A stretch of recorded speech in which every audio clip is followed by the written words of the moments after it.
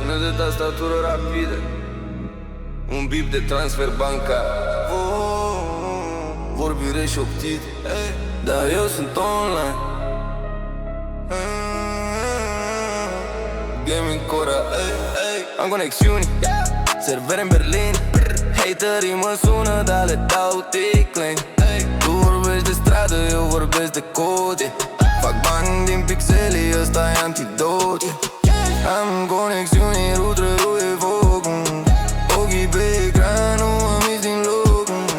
Gaming Cora rupe algoritmul în două. Voi trăi zi în trecut, eu trăiesc în eră nouă. Flow mai rapid percusiv, intru pe lobby, intru pe fir. Ochii roșii, frate, parcă-s vampir. Noaptea e birolul meu, clicul e pixul meu. Ăștia caută scuze, eu caut level nou. Pingul e make, dar banii se fac mari. Ăștia joacă slab, sunt doar amatori.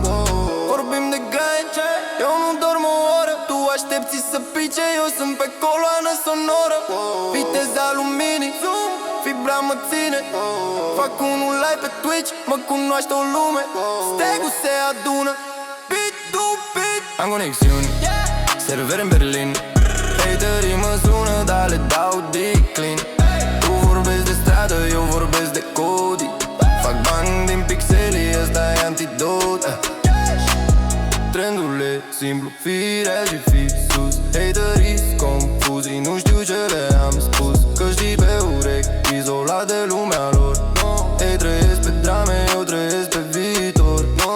E vorba de noroc, e vorba de muncă, ore întregi de muncă, până când se culcă. Și când se trezeze, eu sunt în tot aici. Conectat la sursă, sparg orice tipul de ghici. Levelul e maxim, skill-ul e brut. Ăsta-i sunetul nou, direct din ținut. Din ținut. Conexiuni, servere în Berlin. Haterii